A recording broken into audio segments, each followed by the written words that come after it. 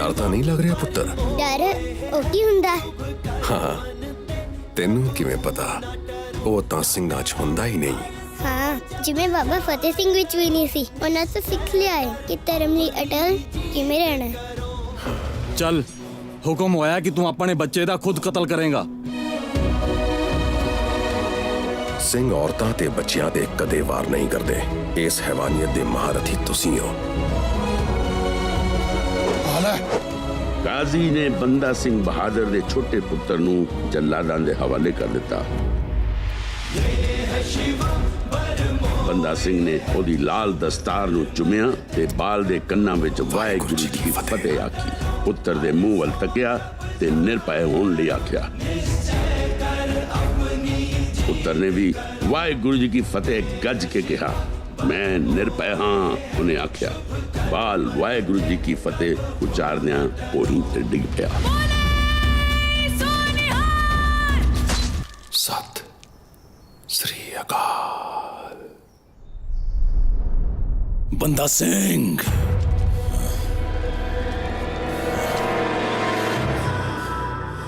तेरियां शांत अखां मैनू डरा रही ने। ये मेरे अंदर तस्तियां जा रही ने। इन अखां नू भन, मैं तेनू हनेरे विच तक देवांगा, फिर तेरे टुकड़े टुकड़े करांगा। रुक क्यों गया? मेरी अखां नू तां भन्न दिओगे, पर लखां होर जिहड़ियां तुहानू तुहाडे पापा दियां याद दिलाउंदियां हन, उन्हां नू किवें भन्नोगे? गंगू गंगू इधर आओ ना। ऐ करो गंगू, थोड़ी देर लिए औरंगजेब बन जाओ। नहीं नहीं साहबजादे, गंगू गुरु माता जी ने जल्दी बुलाया है। ਤੁਸੀਂ ਆਪਣੇ ਪਿੰਡ ਖੇੜੀ ਜਾਣਾ ਹੈ ਨਾ? ਜੇਕਰ ਤੁਸੀਂ ਸਾਡੀ ਗੱਲ ਮੰਨੋਗੇ ਤਾਂ ਅਸੀਂ ਗੁਰੂ ਮਾਤਾ ਜੀ ਨੂੰ ਕਹਿ ਕੇ ਤੁਹਾਨੂੰ 8 ਦਿਨਾਂ ਦੀ ਛੁੱਟੀ ਦਵਾ ਦੇਵਾਂਗੇ। जी ये गल है ते फिर ठीक है। ਵਜ਼ੀਰ ਖਾਨ ਬਣ ਜਾਓ। ਵਜ਼ੀਰ ਖਾਨ ਹੀ ਔਰੰਗਜ਼ੇਬ? ਨਹੀਂ ਵਜ਼ੀਰ ਖਾਨ। ਮੈਂ ਇਸ ਨੂੰ ਪਹਿਲਾਂ ਦੇਖਿਆ ਸੀ। ਉਹ ਪਹਿਲਾਂ ਤੁਸੀਂ ਦੋਵੇਂ ਭਰਾ ਫੈਸਲਾ ਕਰ ਲਓ ਕਿ ਮੈਂ ਵਜ਼ੀਰ ਖਾਨ ਹਾਂ ਜਾਂ ਔਰੰਗਜ਼ੇਬ। ਉਸ ਦਾ ਫੈਸਲਾ ਅਸੀਂ ਕਰਾਂਗੇ। ਸਾਨੂੰ ਪਹਿਲਾਂ ਔਰੰਗਜ਼ੇਬ ਦੀ ਜ਼ਰੂਰਤ ਹੈ।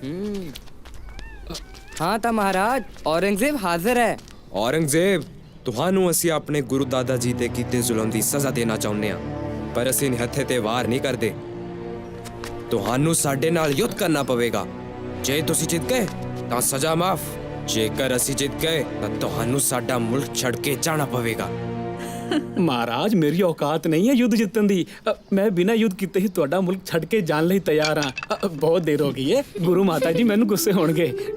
ਮਹਾਰਾਜ ਔਰੰਗਜ਼ੇਬ ਤਾਂ ਭੱਜ ਗਿਆ। ਦੇਖ ਲਿਓ, ਇੱਕ ਦਿਨ ਸਾਰੇ ਮੁਗਲ ਇਸੇ ਤਰ੍ਹਾਂ ਸਾਡੇ ਮੁਲਕ ਨੂੰ ਛੱਡ ਕੇ ਭੱਜ ਜਾਣਗੇ। ਮਹਾਰਾਜ ਬਹੁਤ ਮਿਹਨਤ ਕੀਤੀ ਹੈ ਤੁਸੀਂ। ਔਰੰਗਜ਼ੇਬ ਤਾਂ ਭੱਜ ਗਿਆ, ਹੁਣ ਤੁਹਾਨੂੰ ਭੁੱਖ ਲੱਗੀ ਹੋਵੇਗੀ। ਚਲੋ ਚੱਲ ਕੇ ਕੁਝ ਖਾ ਲਓ। ਨਹੀਂ, ਹਾਲੇ ਸਾਨੂੰ ਬਹੁਤ ਕੰਮ ਹੈ। ਸੋਚ ਲਓ ਮਹਾਰਾਜ, ਮੱਖਣ ਨਾਲ ਗਰਮ ਗਰਮ ਚੂਰੀ ਤਿਆਰ ਹੈ। ਕੀ ਖਿਆਲ ਹੈ? ਮੱਖਣ ਤੇ ਚੂਰੀ? ਚੂਰੀ ਮੱਖਣ। ਦਰਬਾਰ ਬਰਖਾਸਤ ਕੀਤਾ ਜਾਂਦਾ ਹੈ। ਅੱਜ ਦੇ ਦੀਵਾਨ ਦੀ ਸਮਾਪਤੀ ਹੋਣ ਤੋਂ ਪਹਿਲਾਂ ਜੇਕਰ ਸੰਗਤ ਵਿੱਚੋਂ ਕਿਸੇ ਨੇ ਕੁਝ ਪੁੱਛਣਾ ਹੋਵੇ ਤਾਂ ਪੁੱਛ ਸਕਦਾ ਹੈ। ਗੁਰੂ ਜੀ, ਜੇਕਰ ਕੋਈ ਪਾਪ ਕਰਦਾ ਹੈ ਤਾਂ ਕਿ ਉਸ ਨੂੰ ਇਸੇ ਜਨਮ ਵਿੱਚ ਹੀ ਭੋਗਣਾ ਪੈਂਦਾ ਹੈ? हाँ बिल्कुल। गुरु साहब ने समझाया, पापां दा हिसाब इत्थे ही दे के जाना है।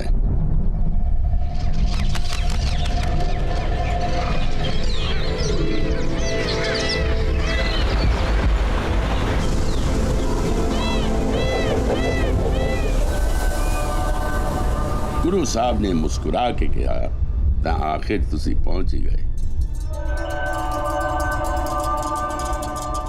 बड़ी दूरों आए लगते हो। जी गुरु जी, सानू आशीर्वाद दियो। गुरु साहब ने कहा, वाहिगुरू तुहाडियां मुरादां पूरियां करे। ਗੁਰੂ ਜੀ, ਪਾਪੀ ਤੇ ਅਪਰਾਧੀ ਵਿੱਚ ਕੀ ਅੰਤਰ ਹੁੰਦਾ ਹੈ? ਪਾਪੀ ਉਹ ਹੁੰਦਾ ਹੈ ਜੋ ਪਾਪ ਕਰਨ ਬਾਰੇ ਸੋਚੇ। ਅਪਰਾਧੀ ਉਹ ਹੁੰਦਾ ਹੈ ਜੋ ਸੋਚੇ ਹੋਏ ਪਾਪ ਨੂੰ ਅੰਜਾਮ ਤੱਕ ਲੈ ਜਾਵੇ। ਕੀ ਪਾਪੀ ਦਾ ਚਿਹਰਾ ਪੜਿਆ ਜਾ ਸਕਦਾ ਹੈ? ਪਾਪੀ ਦਾ ਪਾਪ ਉਹਦੇ ਚਿਹਰੇ ਤੇ ਸਾਫ਼ ਸ਼ਬਦਾਂ 'ਚ ਲਿਖਿਆ ਹੁੰਦਾ ਹੈ, ਜਿਸ ਨੂੰ ਅਸੀਂ ਸਿਰਫ ਮਨ ਦੀਆਂ ਅੱਖਾਂ ਨਾਲ ਹੀ ਪੜ੍ਹ ਸਕਦੇ ਹਾਂ। ਇਹ ਤਾਂ ਫੇਰ ਤੁਹਾਡੇ ਵਰਗੇ ਅੰਤਰਯਾਮੀ ਹੀ ਪੜ ਸਕਦੇ ਨੇ। ਅਸੀਂ ਤਾਂ ਕਿਸੇ ਵੇਲੇ ਵੀ ਧੋਖਾ ਖਾ ਸਕਦੇ ਹਾਂ। ਗੁਰੂ ਸਾਹਿਬ ਨੇ ਯਾਦ ਕਰਾਇਆ, ਧੋਖੇ ਨਾਲ ਹੀ ਤਾਂ ਪੰਜਵੇਂ ਪਾਤਸ਼ਾਹ ਨੂੰ ਵੀ ਲਾਹੌਰ ਬੁਲਾਇਆ ਗਿਆ ਸੀ। ਕਿ ਉਹਨਾਂ ਨੂੰ ਪਤਾ ਨਹੀਂ ਸੀ? ਪਤਾ ਸੀ, ਪਰ ਰੱਬ ਨੂੰ ਪਿਆਰ ਕਰਨ ਵਾਲੇ ਰੱਬ ਦੀ ਰਜ਼ਾ 'ਚ ਰਹਿਣਾ ਪਸੰਦ ਕਰਦੇ ਨੇ। ਗੁਰੂ ਜੀ, ਤੁਰਕਾਂ ਦੇ ਪਾਪਾਂ ਦਾ ਹਿਸਾਬ ਕੌਣ ਕਰੇਗਾ? ਕੀ ਕਦੇ ਉਹਨਾਂ ਨੂੰ ਵੀ ਉਹਨਾਂ ਦੇ ਜ਼ੁਲਮਾਂ ਦੀ ਸਜ਼ਾ ਮਿਲੇਗੀ? ਗੁਰੂ ਸਾਹਿਬ ਨੇ ਸੋਝੀ ਪਾਈ, ਜਿਹੜਾ ਅਨਾਜ ਧਰਤੀ ਤੇ ਬੀਜੋਗੇ ਉਹੀ ਉੱਗੇਗਾ, ਉਹੀ ਵੱਢਣਾ ਪਏਗਾ। ਵੱਢਣ ਦੀ ਰੁੱਤ ਕਦੋਂ ਆਏਗੀ ਇਹ ਨਿਰੰਕਾਰ ਜਾਣਦਾ ਹੈ। ਗੁਰੂ ਜੀ, ਐਨੀ ਤਾਂ ਗਰਮੀ ਨਹੀਂ, ਫਿਰ ਇਹਨਾਂ ਦੋਹਾਂ ਦੇ ਮੱਥੇ ਤੇ ਪਸੀਨਾ। ਇਹਨਾਂ ਦੋਹਾਂ ਦੀਆਂ ਅੱਖਾਂ ਵਿੱਚ ਮੈਂ ਅਜੀਬ ਜੀ ਬੇਚੈਨੀ ਵੇਖੀ ਹੈ, ਬਾਕੀ ਤੁਸੀਂ ਜਾਣੀ ਜਾਣੋ। ਗੁਰੂ ਸਾਹਿਬ ਨੇ ਸਮਝਾਇਆ, ਖਾਲਸਾ ਜੀ, ਹਰ ਇੱਕ ਪ੍ਰਾਣੀ ਆਪਣੇ ਆਪ 'ਚ ਪੂਰਾ ਬ੍ਰਹਮੰਡ ਹੈ। ਕਿਸੇ ਦੇ ਬ੍ਰਹਮੰਡ 'ਚ ਝਾਕ ਕੇ ਦੇਖੋਗੇ ਤਾਂ ਉਹਦੇ ਗੁਣ ਔਗੁਣ ਤੁਹਾਡੇ ਅੰਦਰ ਆ ਜਾਣਗੇ। ਚੰਗਾ ਇਹੀ ਹੋਏਗਾ ਕਿ ਅਸੀਂ ਆਪਣੇ ਬ੍ਰਹਮੰਡਾਂ ਦੀ ਖੋਜ ਕਰੀਏ। ਇਸੇ ਖੋਜ ਵਿੱਚ ਹੀ ਸਾਡੇ ਮਨ ਨੂੰ ਸੁਖ ਅਤੇ ਸ਼ਾਂਤੀ ਪ੍ਰਾਪਤ ਹੋਏਗੀ। ਜੋ ਬ੍ਰਹਮੰਡੇ ਸੋਈ ਪਿੰਡੇ, ਜੋ ਖੋਜੈ ਸੋ ਪਾਵੇ। ਤੂੰ ਬਾਹਰ ਰੁਕੀ, ਮੈਂ ਹੁਣੇ ਕੰਮ ਤਮਾਮ ਕਰਕੇ ਆਉਣਾ।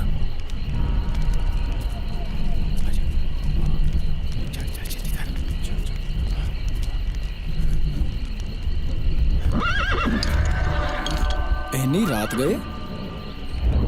ਇਹ ਘੋੜਿਆਂ ਨੂੰ ਕੀ ਹੋਇਆ?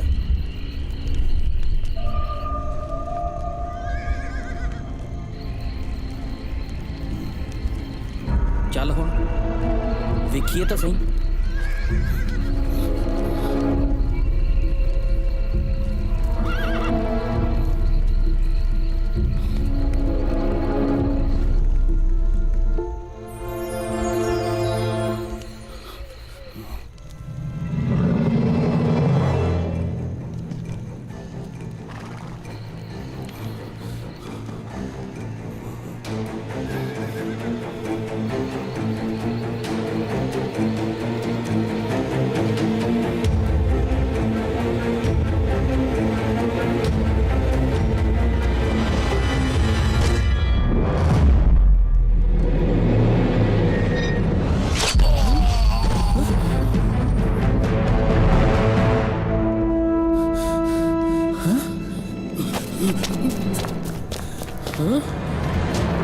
ਫੜੋ ਇਸ ਨੂੰ, ਇਸਨੇ ਆਪਣੇ ਸਾਥੀ ਨਾਲ ਮਿਲ ਕੇ ਗੁਰੂ ਸਾਹਿਬ ਤੇ ਵਾਰ ਕੀਤਾ ਹੈ।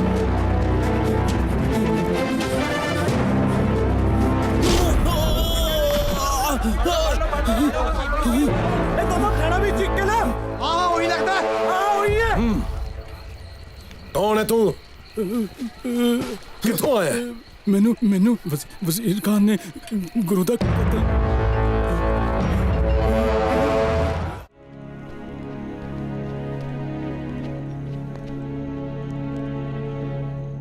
ਗੁਰੂ ਸਾਹਿਬ ਮੁਸਕਰਾਏ ਤੇ ਕਿਹਾ, ਸਾਨੂੰ ਪਤਾ ਸੀ ਤੂੰ ਆਏਗਾ। ਕੋਈ ਸਵਾਲ? ਜੀ, ਸਿੰਘ ਤਾਂ ਹੋਰ ਵੀ ਬਹੁਤ ਨੇ ਜਿਹੜੇ ਸ਼ੁਰੂ ਤੋਂ ਹੀ ਤੁਹਾਡਾ ਸੰਗ ਕਰਦੇ ਆ ਰਹੇ ਨੇ। ਫਿਰ ਤੁਸੀਂ ਇਸ ਬੰਦੇ ਨੂੰ ਹੀ ਕਿਉਂ? ਗੁਰੂ ਸਾਹਿਬ ਨੇ ਉਹਨੂੰ ਦਾਤ ਦਿੰਦੇ ਹੋਏ ਕਿਹਾ, ਤੇਰੇ ਸਵਾਲ 'ਚ ਇਮਾਨਦਾਰੀ ਹੈ ਬੰਦਾ ਸਿੰਘ। ਸਾਨੂੰ ਕਾਫੀ ਸਮੇਂ ਤੋਂ ਇੱਕ ਯੋਧੇ ਦੀ ਤਲਾਸ਼ ਸੀ, ਇਸੇ ਲਈ ਅਸੀਂ ਤੇਰੇ ਪਲੰਗ ਤੇ ਆ ਕੇ ਬਿਰਾਜਮਾਨ ਹੋਏ ਸੀ। ਗੁਰੂ ਜੀ, ਇੰਨਾ ਵਿਸ਼ਵਾਸ ਦਿਲਾਉਂਦਾ ਹਾਂ ਕਿ ਮੈਦਾਨੇ ਜੰਗ 'ਚ ਬੰਦੇ ਦਾ ਖੰਡਾ ਖੜਕੇਗਾ ਜਦ ਤੱਕ ਤੁਸੀਂ ਆ ਕੇ ਕਮਾਨ ਨਹੀਂ ਸੰਭਾਲਦੇ। ਗੁਰੂ ਸਾਹਿਬ ਨੇ ਕਿਹਾ, ਜੇਕਰ ਅਸੀਂ ਨਾ ਆ ਸਕੇ ਤੁਸੀਂ ਹੀ ਤਾਂ ਸੋਝੀ ਪਾਈ ਹੈ। ਹੁੰਦਾ ਉਹੀ ਹੈ ਜੋ ਅਕਾਲ ਪੁਰਖ ਚਾਹੁੰਦਾ ਹੈ। ਉਸ ਦੀ ਮਰਜ਼ੀ ਨੂੰ ਤੁਹਾਡਾ ਹੁਕਮ ਸਮਝ ਲਵਾਂਗਾ। ਗੁਰੂ ਸਾਹਿਬ ਨੇ ਪੁੱਛਿਆ, ਸਾਡੀ ਕਮੀ ਤਾਂ ਤੈਨੂੰ ਮਹਿਸੂਸ ਹੋਵੇਗੀ? ਜੀ ਨਹੀਂ, ਮੈਂ ਤਾਂ ਸਿਰਫ ਜੱਥੇ ਦੀ ਅਗਵਾਈ ਕਰ ਰਿਹਾ। ਸਿੰਘਾਂ ਦੇ ਅਸਲੀ ਸੈਨਾਪਤੀ ਤਾਂ ਤੁਸੀਂ ਹੀ ਹੋ ਗੁਰੂ ਜੀ। ਇਹ ਮੈਂ ਜਾਣਦਾ ਕਿ ਤੁਸੀਂ ਸਿਰਫ ਮੇਰੇ ਹੀ ਨਹੀਂ ਬਲਕਿ ਹਰ ਸਿੰਘ ਦੇ ਅੰਗ ਸੰਗ ਰਹਿੰਦੇ ਹੋ। ਗੁਰੂ ਸਾਹਿਬ ਨੇ ਖੁਸ਼ ਹੋ ਕੇ ਕਿਹਾ, ਮੇਰਾ ਬੰਦਾ ਸਿੰਘ ਬਹਾਦਰ, ਤੂੰ ਵਾਕਈ ਤਿਆਰ ਬਰ ਤਿਆਰ ਹੈ। ਆ ਤੇਰੇ ਜਾਣ ਤੋਂ ਪਹਿਲਾਂ ਅਰਦਾਸ ਕਰੀਏ। ਬੰਦਾ ਗੁਰ ਕਿਰਪਾਲੇ ਤੁਰਿਆ, ਤੇਰਾ ਬੰਦਾ ਹਕੇ ਤੁਰਿਆ। श्री गुरु ग्रंथ साहब जी ਨੂੰ ਗੁਰਗੱਦੀ ਸੌਂਪਣ ਦੇ ਬਾਅਦ ਜਿਸ ਸ਼ਾਮ ਗੁਰੂ ਸਾਹਿਬ ਨੇ ਸੰਗਤ ਨੂੰ ਦੁਬਾਰਾ ਇਕੱਠਾ ਕੀਤਾ, ਉਸ ਦਿਨ ਨਾਂਦੇੜ ਵਿੱਚ ਸਵੇਰ ਬੜੇ ਅਨੋਖੇ ਢੰਗ ਨਾਲ ਹੋਈ ਸੀ। ਪੰਛੀ ਚਹਿਚਹਾਏ ਨਹੀਂ, ਮੋਰ ਹਿਰਨ ਮਸਤੀ ਮਾਰਨ ਦੀ ਬਜਾਏ ਉਦਾਸ ਅੱਖਾਂ ਨਾਲ ਗੁਰੂ ਸਾਹਿਬ ਦੇ ਡੇਰੇ ਵੱਲ ਵੇਖ ਰਹੇ ਸਨ। ਸੰਗਤ ਵੀ ਘਬਰਾਈ ਹੋਈ ਸੀ। ਗੁਰੂ ਸਾਹਿਬ ਨੇ ਸੰਗਤ ਨੂੰ ਸਮਝਾਉਂਦਿਆਂ ਕਿਹਾ, ਖਾਲਸਾ ਜੀ, ਸਾਡੀ ਤੁਹਾਡੀ ਇਹ ਆਖਰੀ ਮੁਲਾਕਾਤ ਹੈ। ਆਖਰੀ ਮੁਲਾਕਾਤ?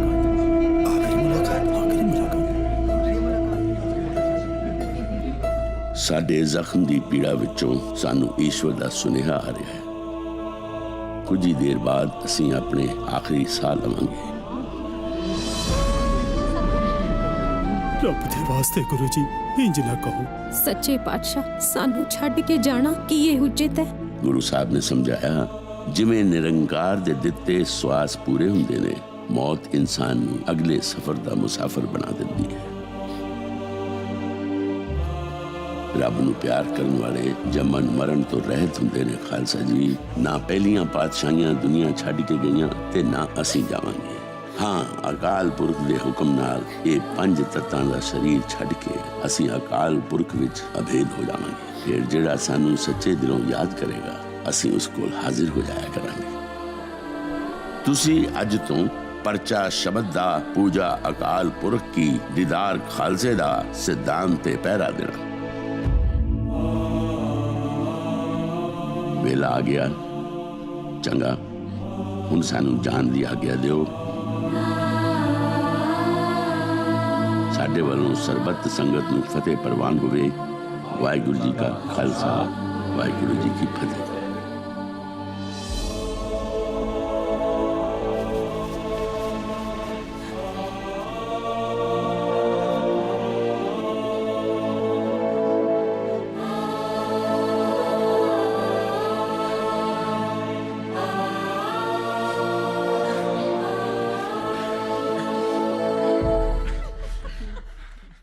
ਜਾਓ, ਘਰਾਂ ਨੂੰ ਲੁੱਟੋ ਤੇ ਜਿਸ ਘਰ ਚੋਂ ਕੁਝ ਨਹੀਂ ਮਿਲਦਾ ਉੱਥੇ ਅੱਗ ਲਗਾ ਦਿਓ। ਰਣਧੀਰ ਸਿੰਘ,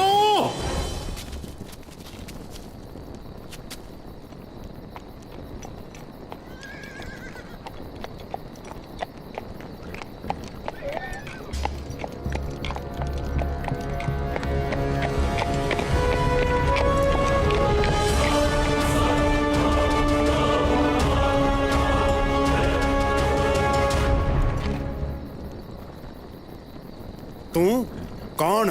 ਤੇਰੇ ਚ ਇੰਨੀ ਹਿੰਮਤ ਕਿੱਥੋਂ ਆਈ? ਮੇਰੇ ਆਉਣ ਦੀ ਖਬਰ ਸੁਣ, ਪਰਿੰਦੇ ਵੀ ਆਲਣਾ ਛੱਡ ਜਾਂਦੇ ਨੇ। ਹੁਣ ਤੋਂ ਮੇਰੇ ਆਉਣ ਦੀ ਖਬਰ ਸੁਣ, ਉਜੜੇ ਪਿੰਡ ਵੀ ਵਸ ਜਾਣਗੇ।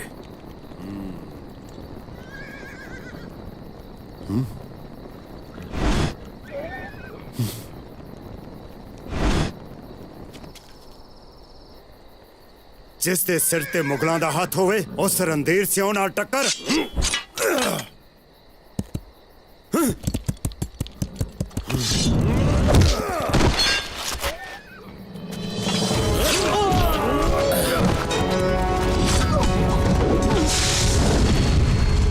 ਤੇਰੀ ਇੰਨੀ ਸੁਰਤ, ਰਣਧੀਰ ਸਿੰਘ ਨੂੰ ਰੋਕਣ ਵਾਲਾ ਕੌਣ ਹੈ ਤੂੰ? ਮਜ਼ਲੂਮਾਂ ਦੇ ਉਹ ਦੋਸਤ ਨੇ, ਨੇਕੀ ਉਹਨਾਂ ਦੀ ਪਹਿਚਾਨ ਹੈ। ਉਸ ਗੁਰੂ ਦਾ ਥਾਪੜਾ ਲੈ ਤੁਰਿਆ, ਬੰਦਾ ਸਿੰਘ ਬਹਾਦਰ ਮੇਰਾ ਨਾਮ ਹੈ।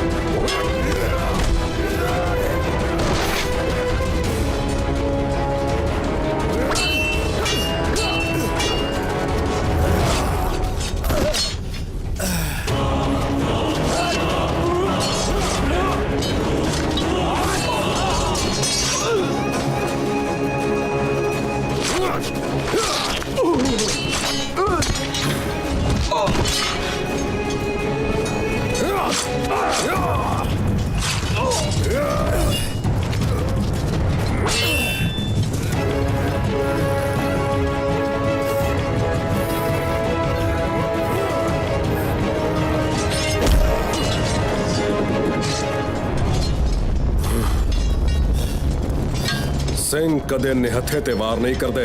ਐ ਲੈ,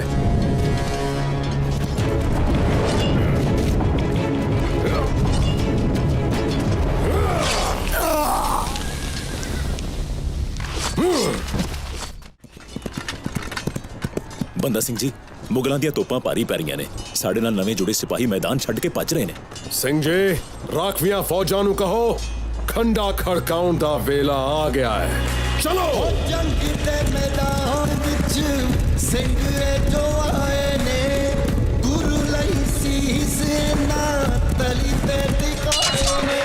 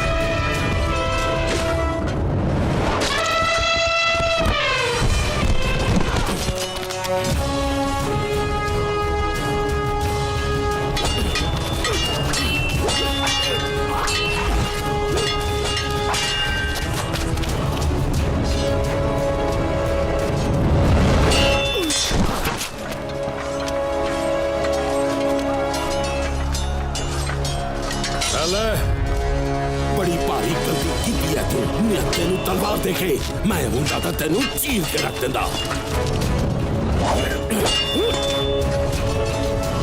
हाँ फिर निहत्थे ते कर वार कर।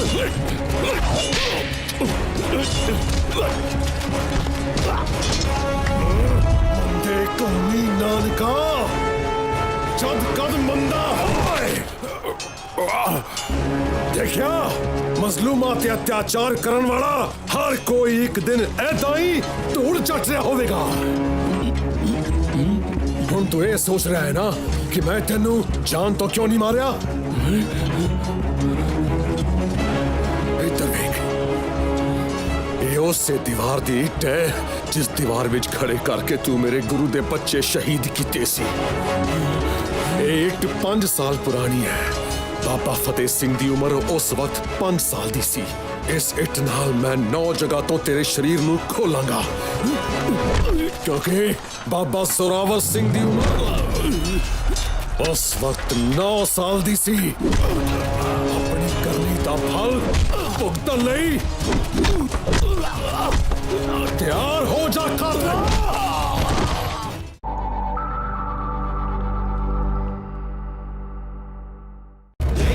शिव